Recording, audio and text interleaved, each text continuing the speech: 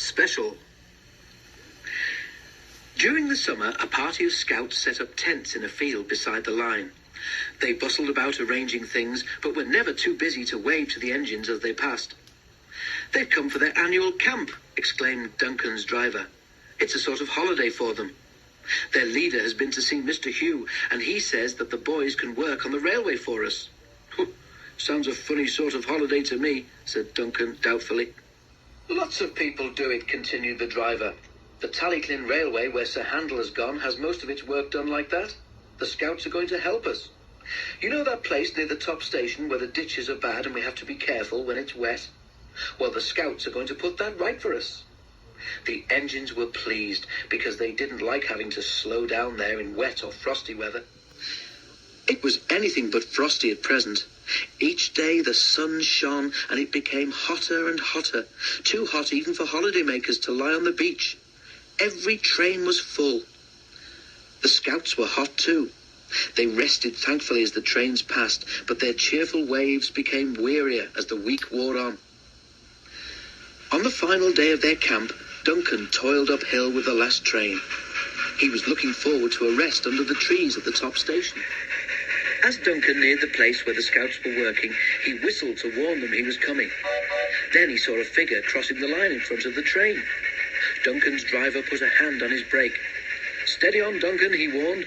"It looks as if the scouts leader wants us to stop for something." Duncan drew gently to a halt, and the leader climbed onto the step of his cab. "Is anything wrong?" the driver asked anxiously.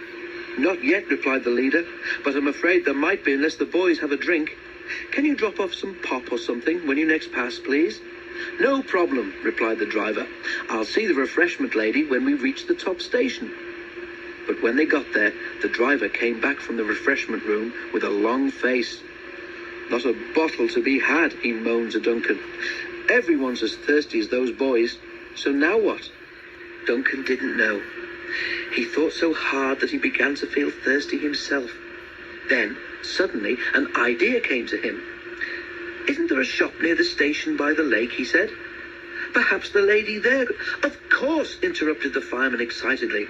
"We'll leave the coaches here while Duncan takes something to the boys.